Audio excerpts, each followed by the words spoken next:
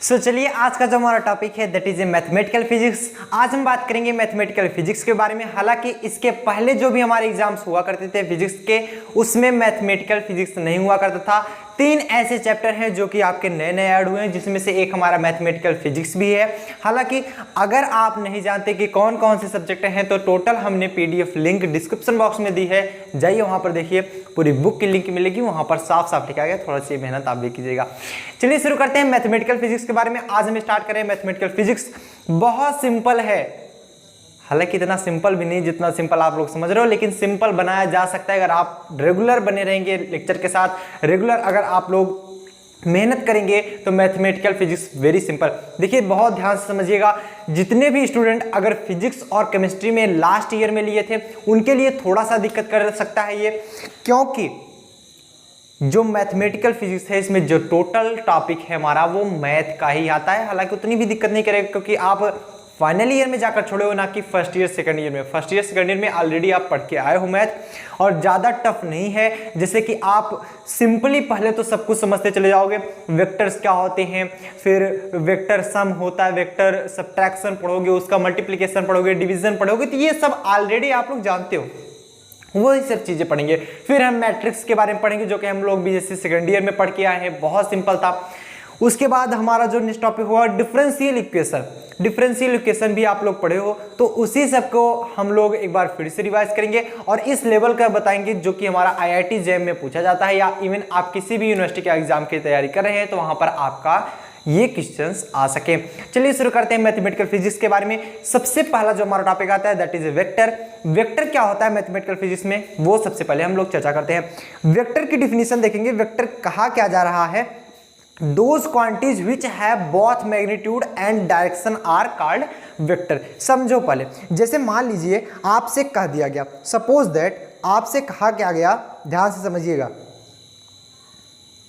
आपसे कहा गया कि ऐसी क्वांटिटी जिसका डायरेक्शन भी हो एंड मैग्नीट्यूड भी हो, वही तो वेक्टर कहलाता है। देखिए दो चीजें होती हैं, क्वांटिटी हमारी दो होती है। वैसे तो आपकी 3 क्वांटिटी होती है, vector quantity, scalar quantity and tensor quantity. जो वेक्टर ना हो ना तो हमारा स्केलर हो, वो हमारी टेंसर क्वांटिटी हो जाती है। बट यहां पर हम जो पढ़ते हैं वो वेक्टर पढ़ते हैं एंड स्केलर पढ़ते हैं मैथमेटिक्स में। एंड जब हम फिजिक्स वहां पर लगाते हैं तब जाकर वहां पर टेंसर क्वांटिटी भी ऐड की जाती है। बट मैथ में आप लोग टेंसर क्वांटिटी नहीं पढ़ोगे, और जो मैथमेटिकल फिजिक्स है इसमें टोटल मैथमेटिक्स ही है। तो यहां पर हमारे 2 टॉपिक हैं, एक तो हमारी क्वांटिटी जो है that is a vector quantity, दूसरी क्वांटिटी हमारी स्केलर क्वांटिटी है। वेक्टर क्वांटिटी जिसके पास डायरेक्शन एंड मैग्नीट्यूड दोनों हो, ऐसी क्वांटिटी जिसके पास डायरेक्शन भी हो मैग्नीट्यूड भी हो, वो हमारी क्या कहलाएगी, वेक्टर क्वांटिटी। और स्केलर क्वांटिटी क्या कहती है, जिसकी मैग्नीट्यूड हो डायरेक्शन नहीं होता स्केलर क्वांटिटी का। वेक्टर की बात करें, जैसे कि मान लीजिए आप वेलोसिटी देख लीजिएगा, वेलोसिटी या फिर डिस्प्लेसमेंट देखो, छोटी अगर क्वांटिटी देखें, displacement is a vector quantity but distance is a scalar quantity. Velocity is vector quantity, speed is a scalar quantity, जैसा होता है। Acceleration is a vector quantity, बात समझ रहे हो ना। Force is a vector quantity, force is a vector quantity. तो इस प्रकार से जो हमारी क्वांटिटीज आती हैं that is a vector quantity, जिसके पास मैग्नीट्यूड भी हो एज वेल एज डायरेक्शन भी हमारा वहां पर शो करता हो। जैसे कि मान लीजिए फॉर एग्जांपल के लिए दिखा जा रहा है आपका मोमेंटम, वेलोसिटी, टॉर्क, ये सब क्या है, वेक्टर क्वांटिटी है। मोमेंटम में भी देखना चाहते हो, मोमेंटम क्या होता है, जैसे आप लीनियर मोमेंटम पढ़ते हो, एंगुलर मोमेंटम पढ़ते हो, हम नॉर्मली एक लीनियर मोमेंटम ही ले लें तो P बराबर क्या होता है, P बराबर mv, mass into velocity, P बराबर mv। अगर हम मास एक कांस्टेंट टर्म भी रखें, looks like as scalar quantity, suppose that, तो वेलोसिटी ऑलरेडी हमारे क्या है, वेक्टर क्वांटिटी। तो हम किसी भी वेक्टर क्वांटिटी में किसी स्केलर क्वांटिटी का मल्टीप्लिकेशन करते हैं, दैट्स रिजल्ट वेक्टर क्वांटिटी, आप लोग सिंपली जानते हो। तो जो हमारा मोमेंटम होता है वो क्या होता है, एक प्रकार की वेक्टर क्वांटिटी। इसी प्रकार की वेलोसिटी तो आपने पढ़ा ही है, क्योंकि displacement with respect to time, rate of change of displacement with respect to time, ये होता है हमारा वेलोसिटी। एंड टॉर्क, टॉर्क भी आप जानते हो, टाउ टार्क के बारे में भी आप जानते हो, टाउ बराबर एफ एस। आप सिंपली देखो भाई, टाउ बराबर क्या होता है, एफ डॉट एस, यही तो होता है ना, ये टाउ बराबर F S. F always vector quantity and हमारा एस जो कि डिस्प्लेसमेंट है वो भी हमारी वेक्टर क्वांटिटी है। उम्मीद करते हैं आपको यहां तक समझ में आया होगा। किसको किसको नहीं समझ में आया बताओ, किसको किसको नहीं समझ में आया, सब लोग चैट सेक्शन में लिख के बताओ। क्लियर होता है सबको, क्लियर है, आगे चला जाए। नाउ सबसे पहले हेडिंग डालेंगे types of vector. Types of vector, vector कितने प्रकार के हो सकते हैं, टाइप्स ऑफ वेक्टर, वेक्टर कितने प्रकार के होते हैं। वैसे भी वेक्टर जो होते हैं हमारे 10 प्रकार के होते हैं, वेक्टर हमारे 10 प्रकार के होते हैं। 10 प्रकार के कौन कौन से वेक्टर होते हैं वो भी हम चर्चा कर लेते हैं। 10 प्रकार के वेक्टर होते हैं, फिर कौन कौन से वेक्टर होते हैं जो कि हमारे 10 प्रकार के होते हैं, तो आइए देख लेते हैं। तो 10 प्रकार हम आपको यहां पर स्क्रीन पर पूरी दिखा देंगे। 10 वेक्टर जो जो इंपॉर्टेंट है, जो हमें पढ़ना है उसके बारे में हम लोग डिस्कस करेंगे। बट जो 10 प्रकार हैं उनकी डिफिनीशंस हैं वो सब कुछ यहां पर मेंशन की गई है, आप सिंपली पढ़ के जान सकते हो। क्लियर है। अब आइए हम चर्चा करते हैं क्या क्या हमें पढ़ना है, हमें पढ़ना क्या क्या, क्योंकि हमारा जो मेन फोकस है वो क्वेश्चंस पर ही होगा। ज्यादा से ज्यादा हम क्वेश्चन कवर करेंगे। कॉन्सेप्ट जब तक क्लियर नहीं होगा तब तक आप क्वेश्चन नहीं कर पाओगे, इसलिए हम लोग कॉन्सेप्ट क्लियर करा रहे हैं ऑलरेडी।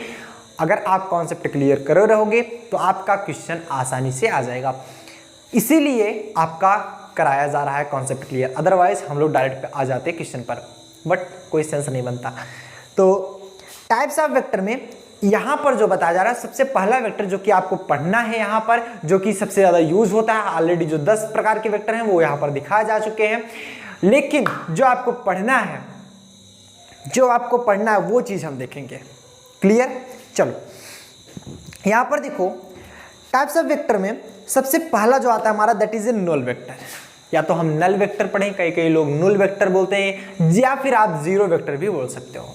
नल वेक्टर किसे कहते हैं या फिर जीरो वेक्टर किसे कहते हैं, आइए उसके बारे में हम लोग चर्चा कर लेते हैं। सबसे पहले हेड लगा लेंगे नल वेक्टर। ये क्या है, a vector which has zero magnitude is called null vector. ऐसा वेक्टर जिसका मैग्नीट्यूड जीरो हो। भाई जीरो वेक्टर किसे बोलोगे, जिसका मैग्नीट्यूड जीरो हो, जिसका परिमाण जीरो हो, वही तो होगा हमारा नल वेक्टर। तो ऐसा वेक्टर, द वेक्टर ये तो लिखोगे ना, ऐसा vector which has zero magnitude, जिसका मैग्नीट्यूड जीरो हो, which has zero magnitude, that is a null vector. For example के लिए समझो, जैसे मान लीजिए हम कोई वेक्टर मान लें, सपोज दैट हमारे पास कोई वेक्टर ए है, अगर इसका मैग्नीट्यूड देखा जाए, अगर ये जीरो है तो वेक्टर ए हमारा क्या कहलाएगा, नल वेक्टर। क्लियर है। दूसरा यूनिट वेक्टर, जैसे कि नल वेक्टर में आपने देखा जिसका मैग्नीट्यूड जीरो हो रहा था वो हमारा नल वेक्टर, तो जिसका मैग्नीट्यूड हमारा 1 हो that's known as unit vector, that's known as unit vector. तो a vector which has magnitude as unity as is assigned with particular direction is called unit vector. मतलब समझो, ऐसी quantity, the quantity which magnitude have unity. बात समझ रहे हो ना, ऐसी क्वांटिटी जिसका जो मैग्नीट्यूड है वो एक यूनिट हो, that's known as unit vector. और जो इसका शो किया जाता है, ये कैप लगा करके यूज किया जाता है। जनरली आप वेक्टर एरो लगाते हो, जो यूनिट वेक्टर होता है वो किसी भी क्वांटिटी के ऊपर या फिर किसी भी सिंबल के ऊपर आप कैप लगा दोगे तो वो हमारे यूनिट वेक्टर को प्रदर्शित करता है। यहाँ पर देखेंगे, अगर यूनिट वेक्टर के बारे में समझना चाहोगे तो यहाँ पर लिखा गया है, suppose we have any number which is n. अगर उसे दिखाना हो कि ये हमारी वेक्टर क्वांटिटी है तो यहां पर दिखाओगे इसकी इक्वल टू 1 होनी चाहिए, और इसी को आप रिप्रेजेंट करोगे यूनिट वेक्टर ऑफ एन। इसी को आप रिप्रेजेंट करोगे किससे, यूनिट वेक्टर ऑफ एन। बात क्लियर हो रही है? सब लोग चैट सेक्शन में लिखो, चैट सेक्शन में लिखो क्या क्लियर हो रहा है, क्या यहां तक सबको समझ में आ रहा है?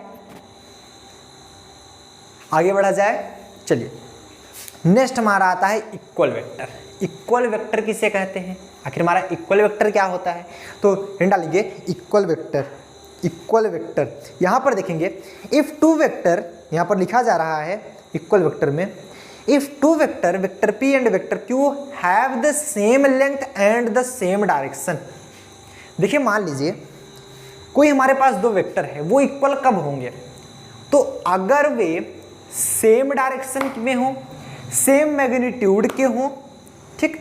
यहां पर तो बताया जा रहा है कि if two vector, vector P and vector Q have the same length and same direction, मतलब parallel with each other, then vector are said to be equal vector. मतलब मान लीजिए कोई वेक्टर है जो कि वेक्टर P है, यहीं पर कोई वेक्टर है जो कि वेक्टर Q है। अगर इसका मैग्नीट्यूड इक्वल है, अगर इसका डायरेक्शन भी इक्वल है, तब जाकर ये दोनों क्या होंगे?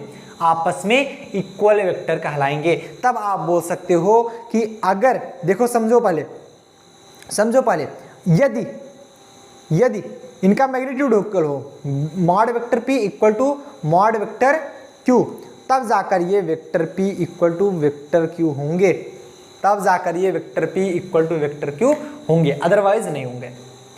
इनका डायरेक्शन इक्वल होना चाहिए, एंड मैग्नीट्यूड भी हमारा इक्वल होना चाहिए। अगर ये दोनों इक्वल हैं तो दो वेक्टर आपस में, कोई सा भी दो वेक्टर हो, वो आपस में इक्वल वेक्टर कहलाएंगे। अगर जब ये बराबर होंगे तो एक दूसरे के पैरेलल बोले जाएंगे, इसलिए यहां पर पैरेलल शब्द का यूज किया जा रहा है। नेक्स्ट आता है हमारा negative are of a vector. हम निगेटिव वेक्टर के बारे में पढ़ेंगे। निगेटिव वेक्टर क्या होता है? यहाँ पर बताया जा रहा है if P Q is a vector then Q P equal to minus P Q. मतलब ये क्या कह रहा है, समझो पहले।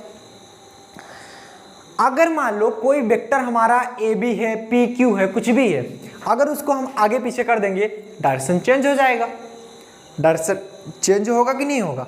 तो वही जो होगा हमारा, वो क्या होगा? Negative vector. जैसे मान लो अगर वेक्टर P वेक्टर Q के इक्वल है, वेक्टर P वेक्टर Q के इक्वल है, मैग्नीट्यूड मतलब एक दूसरे का इक्वल है। मैंने भी मान लिया कि मैग्नीट्यूड एक दूसरे के इक्वल है, बट यदि उनका डायरेक्शन डिफरेंट हो, जब डायरेक्शन सिमिलर होता है तो वो हमारे इक्वल वेक्टर कहलाते हैं।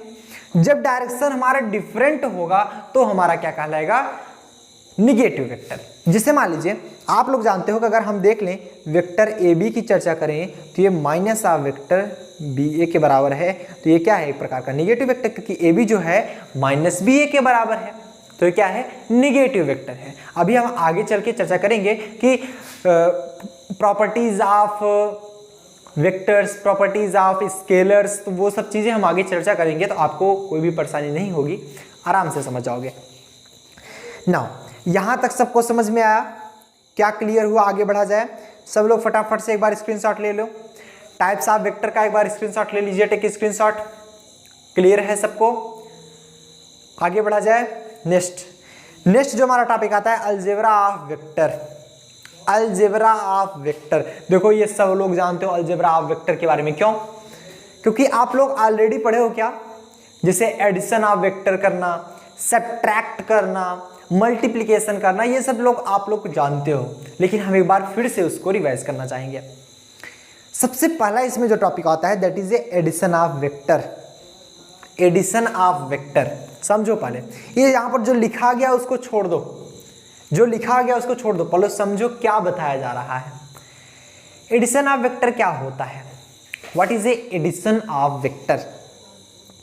यहां पर बताया जा रहा है कि जैसे दो वेक्टर हैं, अगर सिमिलर डायरेक्शन में हैं तो वो दोनों एक दूसरे के सम के इक्वल होते हैं, यही बताया जा रहा है। और वो कैसे होते हैं उसके बारे में भी हम लोग चर्चा कर लेंगे। जैसे मान लीजिए कोई एक वेक्टर है, ये मान लो कोई सीधी रेखा है, एक वेक्टर है वेक्टर ए, दूसरा वेक्टर है वेक्टर बी, दोनों एक ही डायरेक्शन में, ये वेक्टर ए हुआ और ये हमारा वेक्टर बी हुआ, एक ही डायरेक्शन में है। तो अगर हम वेक्टर सी की बात करें तो ये क्या होगा? वेक्टर ए प्लस में वेक्टर बी, यही होगा। बट अगर दोनों वेक्टर हमारे किसी एंगल पर हो जाएं, सपोज दैट यही दोनों वेक्टर हमारे किसी एंगल पर हैं, अगर किसी एंगल पर होंगे तो हम क्या करेंगे? जैसे मान लीजिए यही दोनों वेक्टर हमारे किसी एंगल पर हो, आइए देख लेते हैं हम जब एंगल पर होंगे फिर क्या करेंगे। जैसे मान लीजिए ये आपका दिया गया एक वेक्टर ए है, ये दूसरा हमारा वेक्टर बी है, ये मान लो एंगल हमारा थीटा है, वेक्टर हमारा थीटा, ठीक। अगर अब हम इन दोनों का वेक्टर सम निकालना चाहें, vector A and vector B किसी एंगल पर झुके हुए हैं, अगर अब हम इसका वेक्टर सम निकालना चाहें तो कैसे निकालेंगे, उसी का बारे में हम लोग चर्चा करने वाले हैं, उसी के बारे में। ठीक नाउ, अगर किसी भी एंगल पर, समझना पहले, किसी भी एंगल पर अगर ये झुके हुए हैं, तब अगर आप वेक्टर सम निकालोगे तो उसका सबसे सिंपल सा फार्मूला क्या होगा, सबसे सिंपल सा फार्मूला ये होगा कि अगर मान लीजिए इन दोनों का जो वेक्टर सम है वो मान लो वेक्टर सी है, सपोज दैट इन दोनों का जो वेक्टर सम है वो वेक्टर सी है। ठीक, बात समझ में आ रही है? तो दो वेक्टर हैं, समझ रहा, एक वेक्टर इधर है, दूसरा वेक्टर इधर है, दो वेक्टर एक दूसरे के एंगल थीटा पर झुके हुए हैं। तो यहाँ पर देखिए, यहाँ पर दो लॉ बताए जा रहे हैं, दो लॉ बताए जा रहे हैं। जैसे आप पैरेललोग्राम के लॉ से देखोगे तो यहाँ पर जो आपका आ रहा है कुछ इस प्रकार से,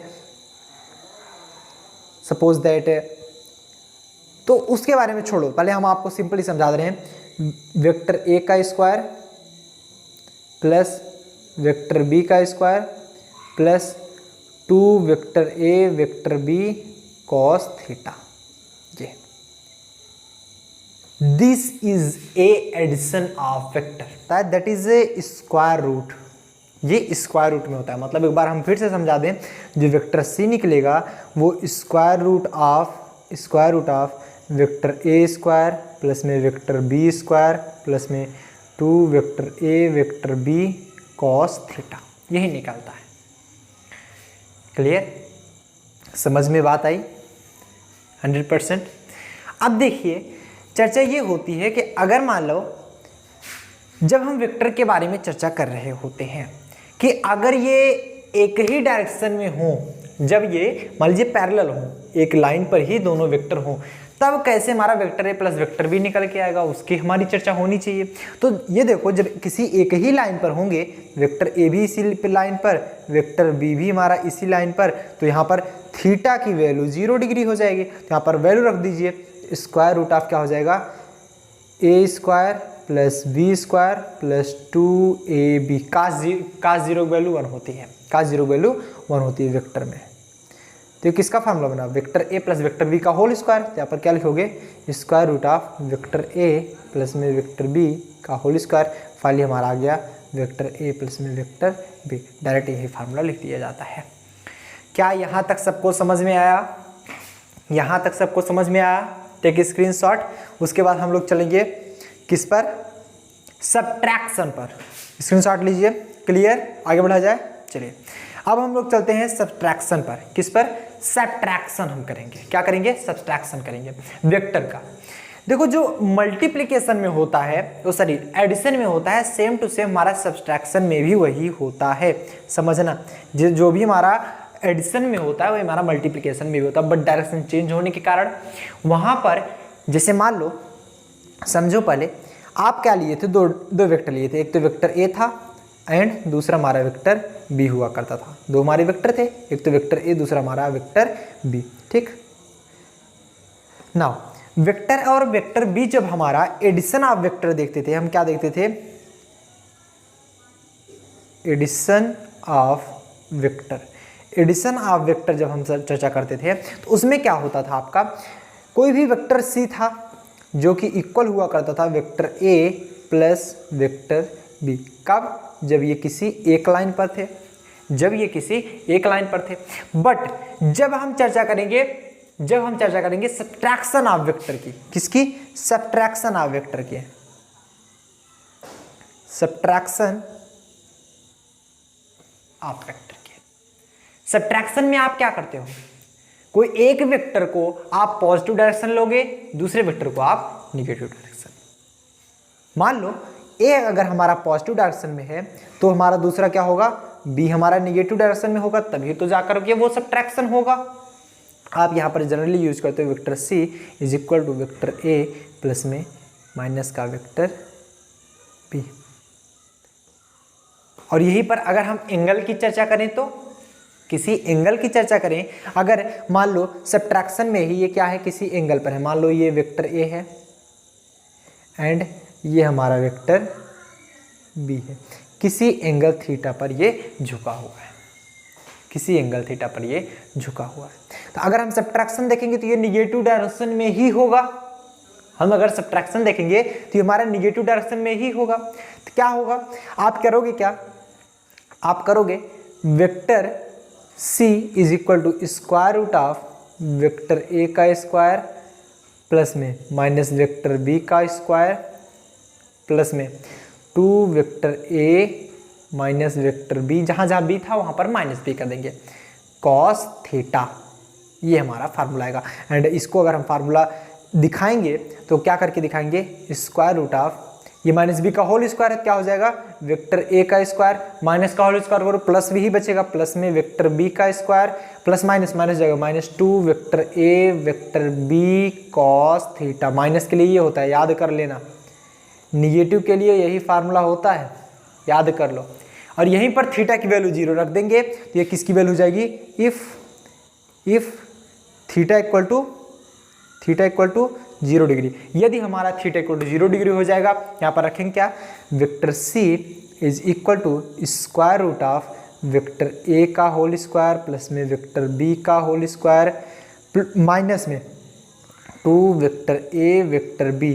क्यों, क्योंकि सिंस cos 0 बराबर 1, ये हम सभी जानते हैं, cos 0 की वैल्यू जो होती है वो क्या रहती है, हमारी 1 रहती है। नाउ अगर हम यही चर्चा अब आगे बढ़ाएं तो ये किसका फार्मूला बन जाता है, square root of that is a vector a minus में वेक्टर b का होल स्क्वायर, इसी का फार्मूला है वेक्टर c। इसको अगर हम बाहर निकालेंगे तो क्या निकल जाएगा, vector c is equal to vector a minus में वेक्टर b। वही चीज़ तो हमने यहाँ पर आपको लिखे दिखाई। बोलो सब लोग, क्या यहाँ तक क्लियर है, क्या ये चीज़ें आप समझ पा रहे हो,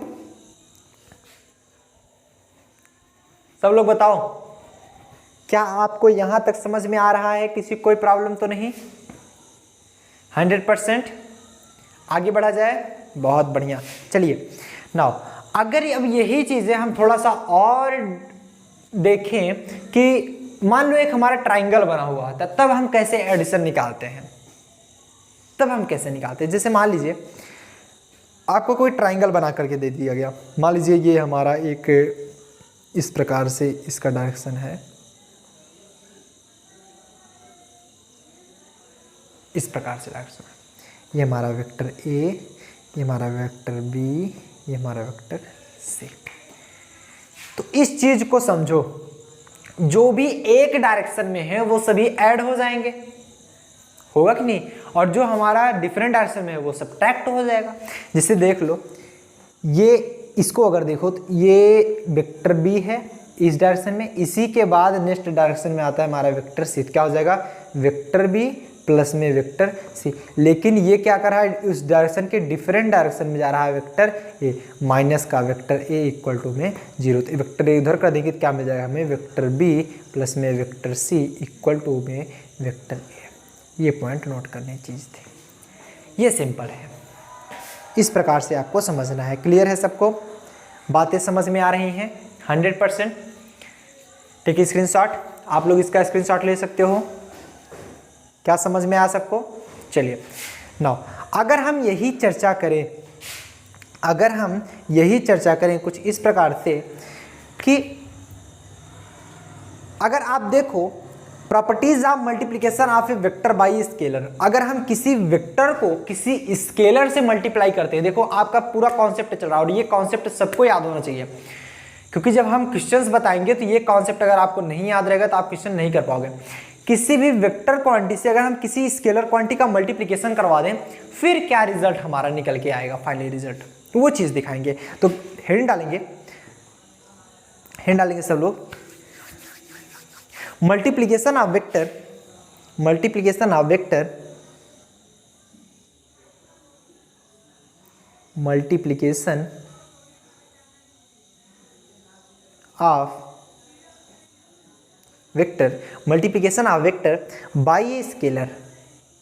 by a scalar, multiplication of vector by a scalar. अब हम किसी भी वेक्टर क्वांटिटी में स्केलर का मल्टीप्लिकेशन कराएंगे, फिर हम देखेंगे फाइनली रिजल्ट हमारा क्या निकल रहा है, फिर हम लोग रिजल्ट चेकअप करेंगे क्या रिजल्ट हमारा यहाँ पर आ रहा है। ठीक, नाउ सबसे पहली प्रॉपर्टी क्या निकल के आएगी देखना। अगर हम मान लो कोई यहाँ पर यम और यन, हमने ऐसा माना, लेट यहाँ पर सबसे पहले हम लोग मान लेते हैं let m and n any scalar quantity. ऐसा हमने मान लिया कि जो यम और यन कोई स्केलर क्वांटिटी है, और जो यूज होने वाला है and vector A and vector be a, या इज लिख सकते हैं यहाँ पर is a scalar vector quantity, vector quantity. मतलब हमने मान लिया कि एम आई एन कोई स्केलर क्वांटिटी है जो कि हम मल्टीप्लाई कराएंगे किसी भी वेक्टर क्वांटिटी ए और बी से। फिर हम देखेंगे रिजल्ट, फाइनली हमारा रिजल्ट एग्जैक्टली में आ क्या रहा है। फिर हम लोग चेक करेंगे कि रिजल्ट हमारा क्या निकल के आ रहा है। सबसे पहली प्रॉपर्टी, अगर हम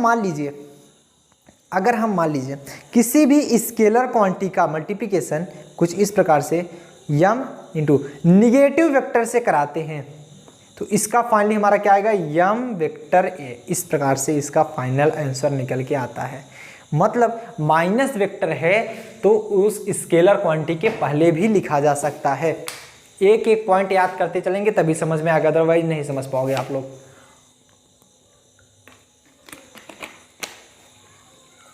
तो अगर हम माइनस वेक्टर ले रहे हैं तो स्केलर क्वांटिटी के पहले वो ऑलरेडी लिखा जा सकता है, पहली प्रॉपर्टी। दूसरी प्रॉपर्टी क्या कहती है, सेकंड प्रॉपर्टी, कि अगर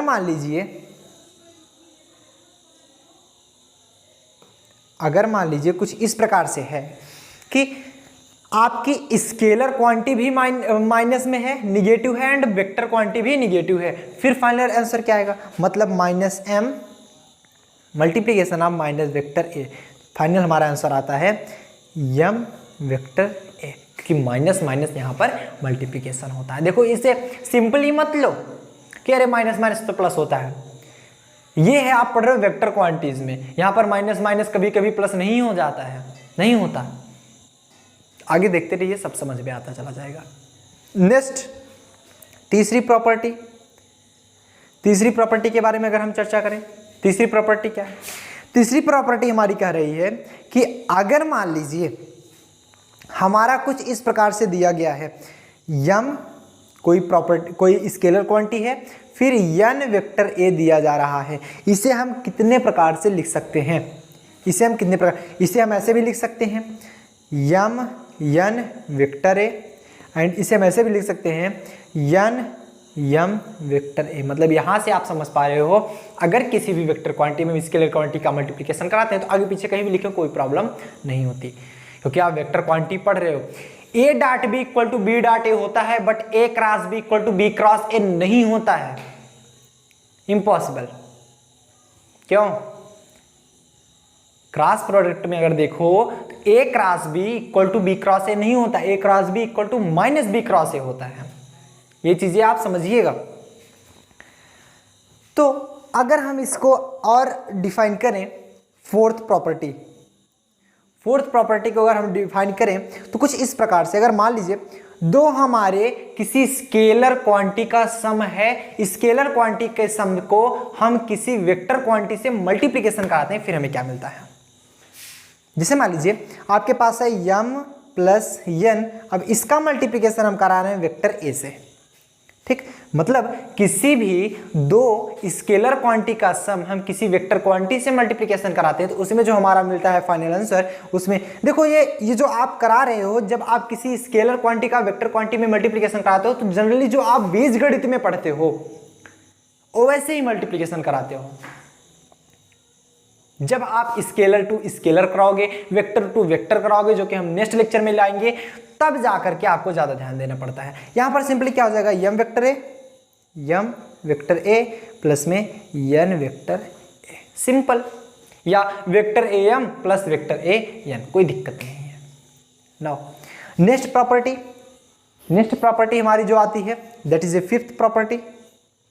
फिर तो प्रॉपर्टी, अगर मान लीजिए हमारे पास है कोई यम कोई एक स्केलर क्वांटिटी है, किसी दो वेक्टर क्वांटिटी के सम से मल्टीप्लिकेशन करा जाए, फिर मतलब कुछ ऐसा, वेक्टर ए प्लस में वेक्टर बी, तो ये किसके बराबर होगा?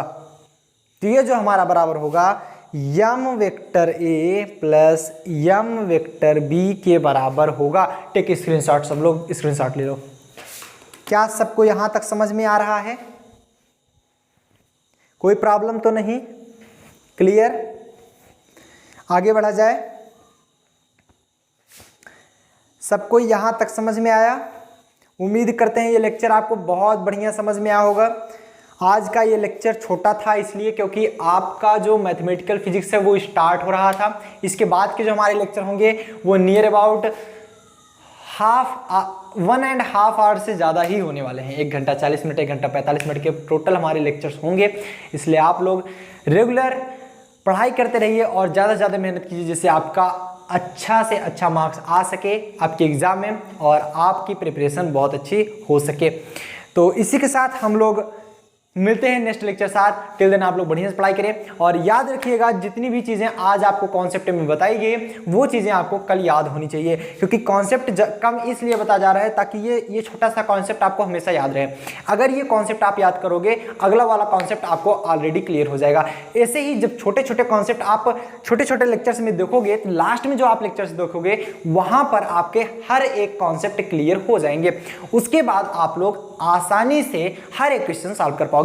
उम्मीद करते हैं ये लेक्चर आपको बहुत ही पसंद आया होगा। मिलते हैं नेक्स्ट लेक्चर साथ। टिल देन बढ़िया से पढ़ाई करें। All the very best.